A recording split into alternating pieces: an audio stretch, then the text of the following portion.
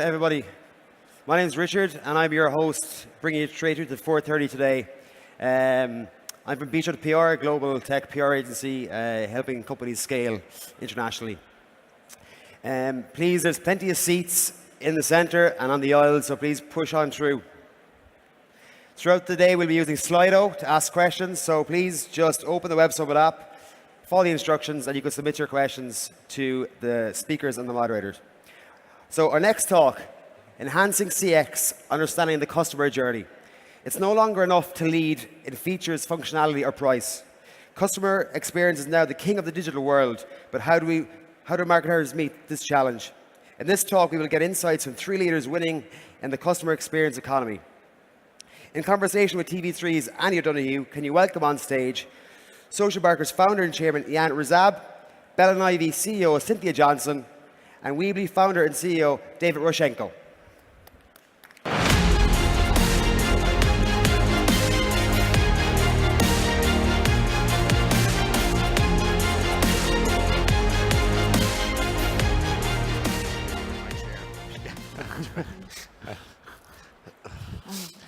Wow, that's a great crowd. Welcome, everybody. And a fascinating conversation with 3 experts. And so I've really been looking forward to this session. I might start with you, Jan.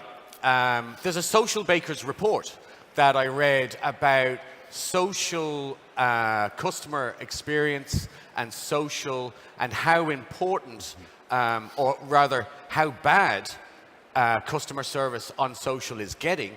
How has that happened when we know that social is a critical part of customer experience? I think that brands are still ignorant of social media as a customer care channel.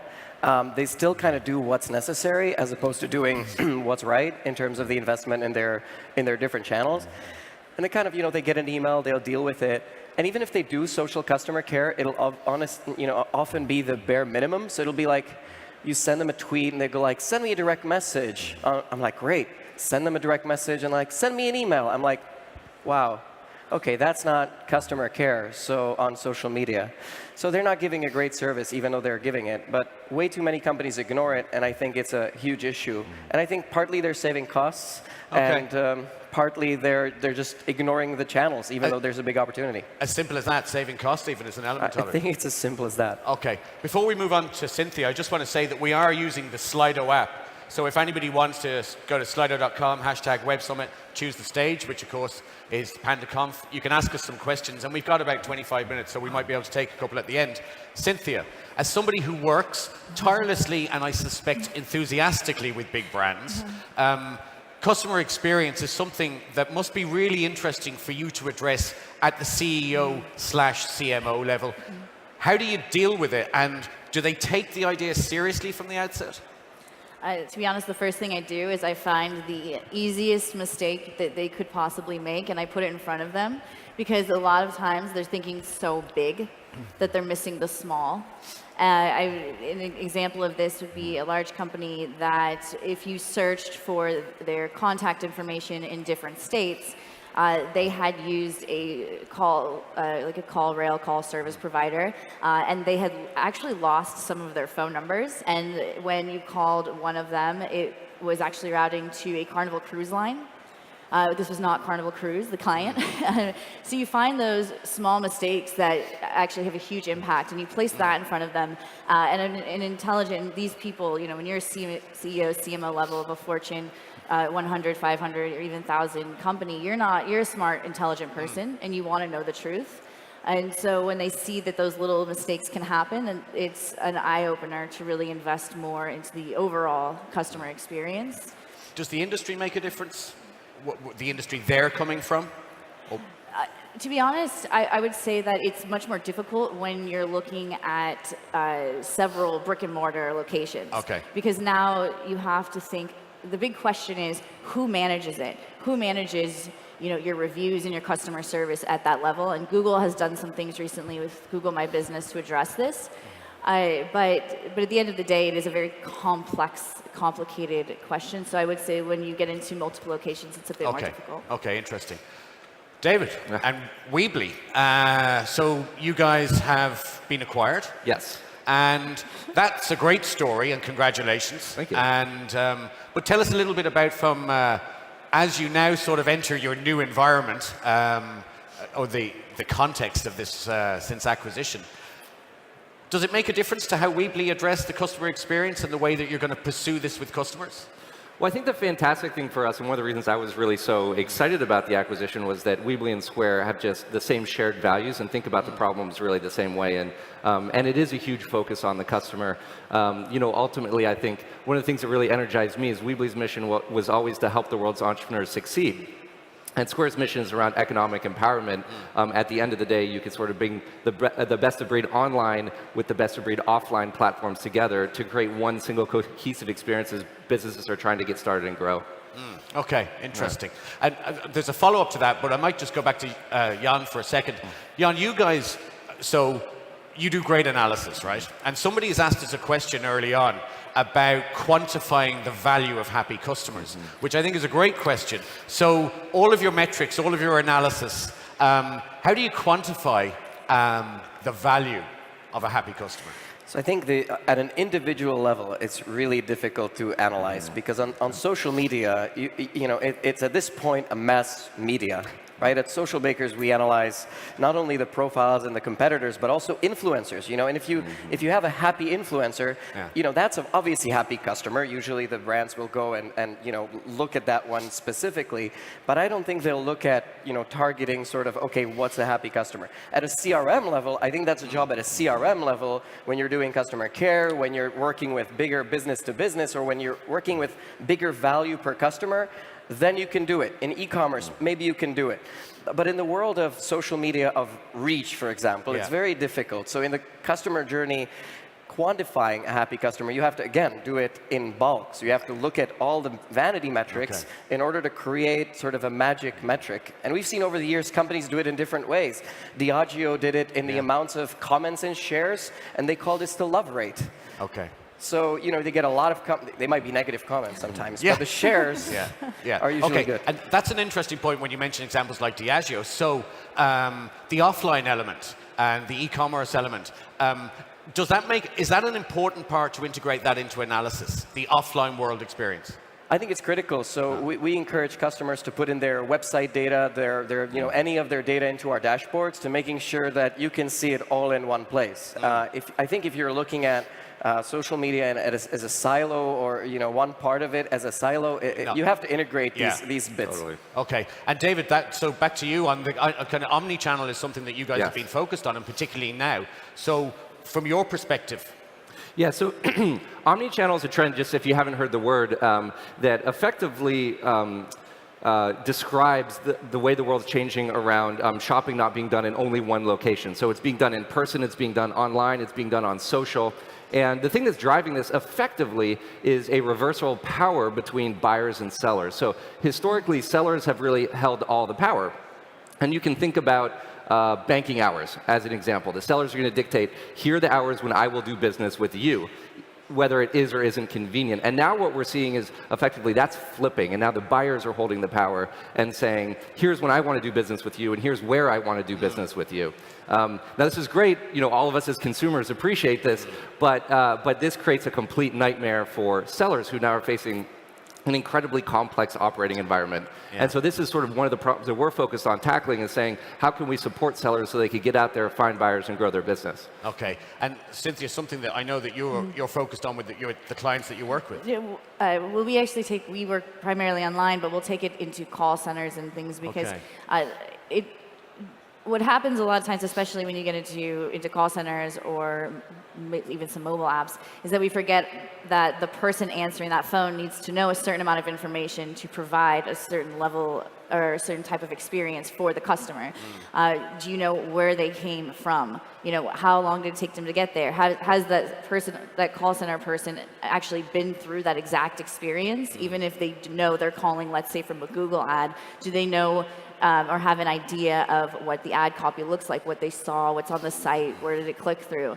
Because information, the more information you have as people, the better we communicate. That's across the board. Yeah. And we can even see this when you get into, let's say, an Uber or Lyft, and you can see where they're supposed to go, but then the driver tells you that actually he has a better way, right? Well, there's a disconnect in the user experience. It's like how do we sort of close those errors between the human and the online world that's being controlled far away from wherever they are. Okay, and that's an interesting point that you bring us onto, the human automatic world. And there's a question that someone's asked us about on Slido about bots. And so it's a general question for all of you, but Jan, I think you have strong feelings on this. So good bots, bad bots, are bots screwing up the whole customer experience? So I think bots are generally the way that we're probably going to have to deal with some level of initial customer service. And I don't think bots are an extension of customer care so much as a replacement of the old IVR phone lines. You're calling a customer saying, press 1, press 2. So I think there needs to be a very quick way to get a human in every customer, bot, customer service or experience bot that there is. But at the same time, I think they can deal with a lot of very common issues and that. But I think the biggest problem of bots is companies don't get them. First of all, they don't usually build them. And if you ask about brands, is what is your strategy around building bots for Messenger, for WhatsApp, and for all these other channels where it's either possible or starting to be possible? I think it's a big problem. They don't know what they're doing, and this sort of bot messaging experience, if you will, as part of a customer experience journey, nobody's thinking about that. Find me. There are going to be thousands and thousands of UX designers in every city that you think of. Sure. But get me a bot messaging experience expert, and there's probably going to be none. Yeah. Okay. No, I have to add to that. It's true. I get this question a lot. Should we have a Facebook bot? Should we have this bot or that bot? And it's like responding with, do you understand what that means at all in a general sense? And making sure that the person making the investment really setting expectations, making sure they understand what they're talking about, because then they can see a clearer picture. David? Yeah, I think of bots as sort of a better version of self-help. So in any customer support experience, you have self-help, and then you have sort of talking to a human being, right? And instead of going through an FAQ, if I could talk to a bot, that might actually be a better experience. And I prefer to be able to solve the problem myself if I can. Right, but I think where we really run into trouble is when we start saying, okay, this is going to be your only experience, and now you can't reach a human, and then that starts to get frustrating. And then people send screenshots and of dumb bots that are just answering you very silly things. Yeah, and presumably bots are probably cost effective in a sense for smaller companies, and that's probably why people turn to them. So Cynthia, are you ever too small? I know you deal with many big brands. Are you ever too small to think about customer experience to start? No, absolutely. If you're not thinking about customer experiences, you have not earned the right to have a customer, is my opinion. Okay. Like, customer experience is 100% the only thing when you're dealing with people that you should be thinking about. How do they feel when they use if it's a product or a service? If you don't take that into consideration, you don't care, and I'm going to take my money somewhere else, because there's plenty of people that do. And the idea that you're too small, even to set up, there's communication in every company, and to think that you're too small to set up a flow of communication or interaction with your customer that suits their needs, that's thinking small.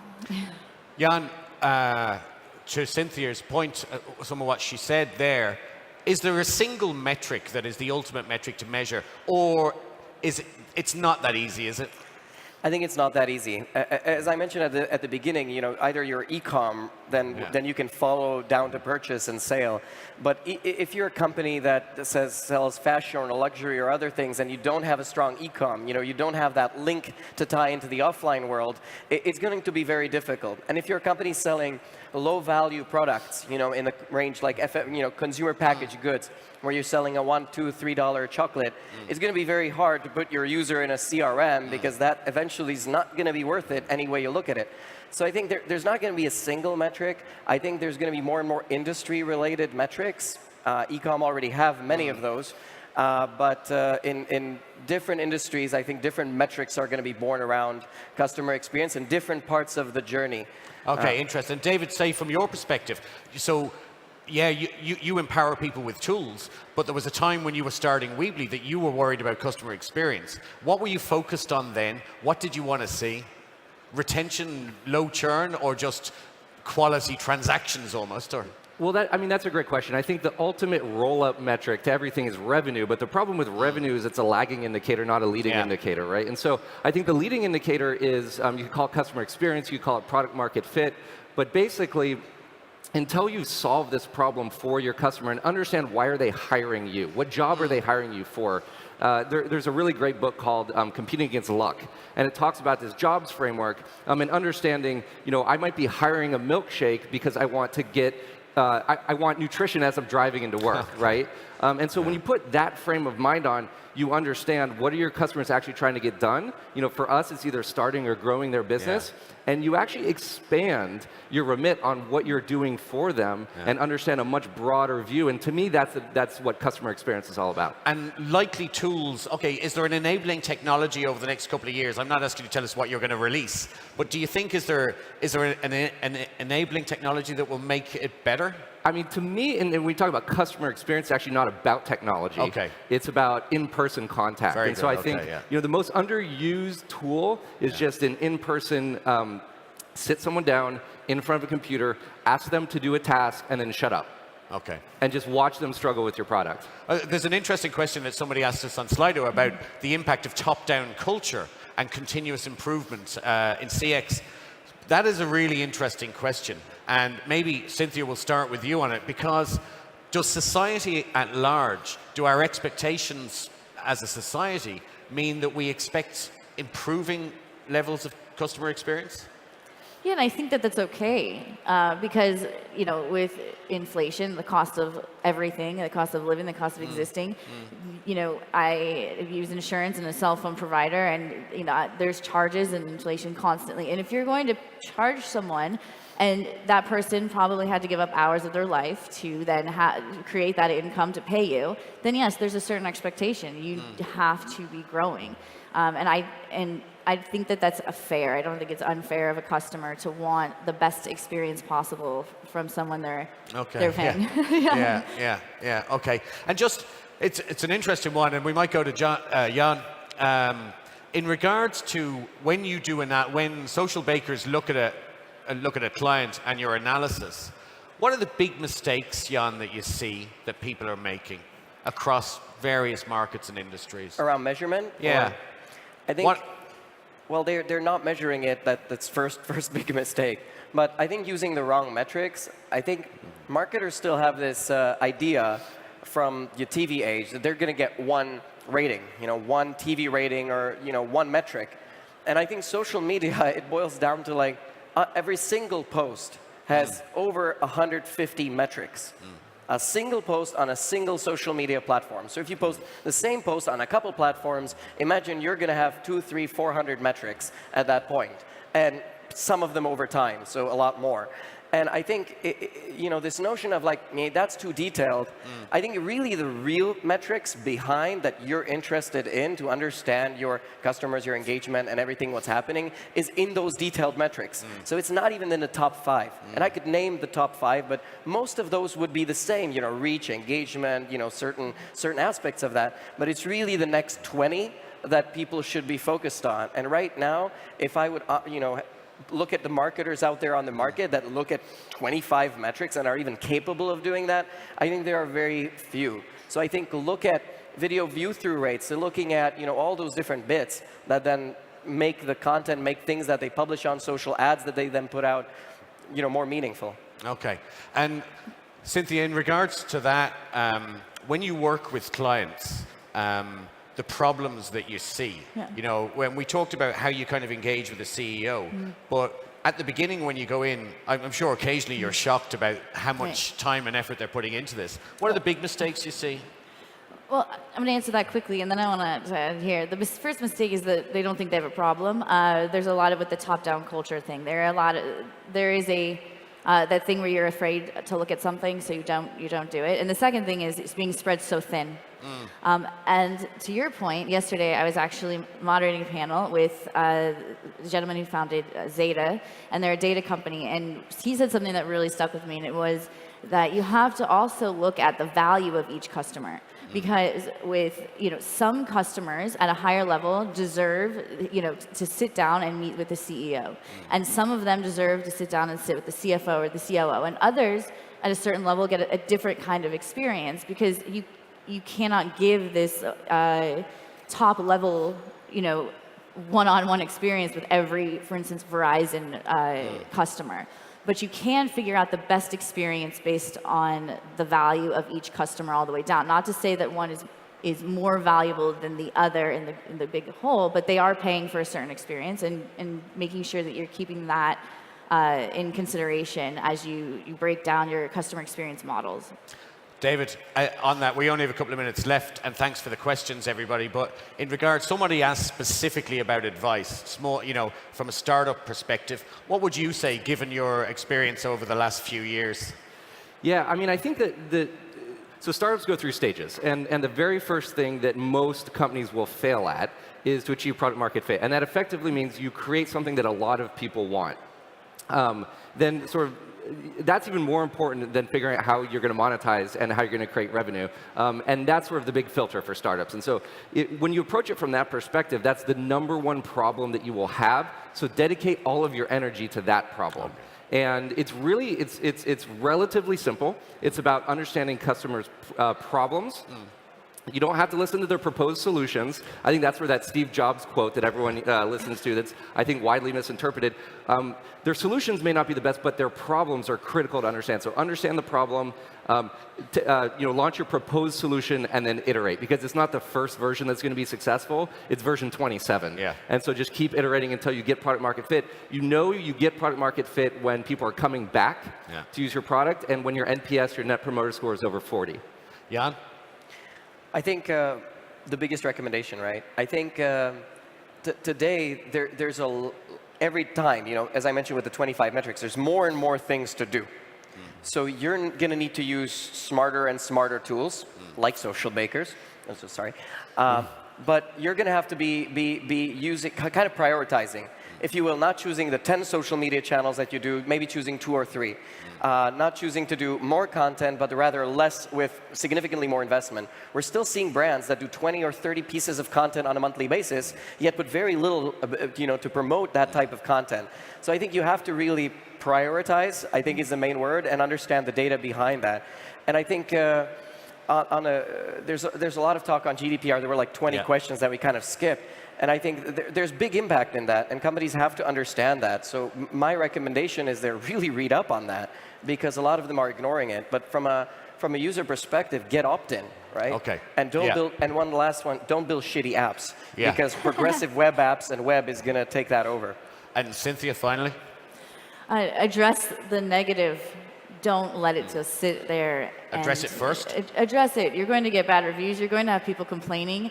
Don't just leave it and pretend like it's not happening. Actually contact that person, and you may not change their mind, but you can at least get some information on what is wrong and what you can do to be better. My biggest pet peeve is a brand that has all of these negative reviews and they've never been addressed at all. So make sure you know where they are and get to them. No matter how old, go back. Okay. Guys, we're out of time. Jan, David, Cynthia, thanks so much. Thanks, everybody. Thank you. Thank you.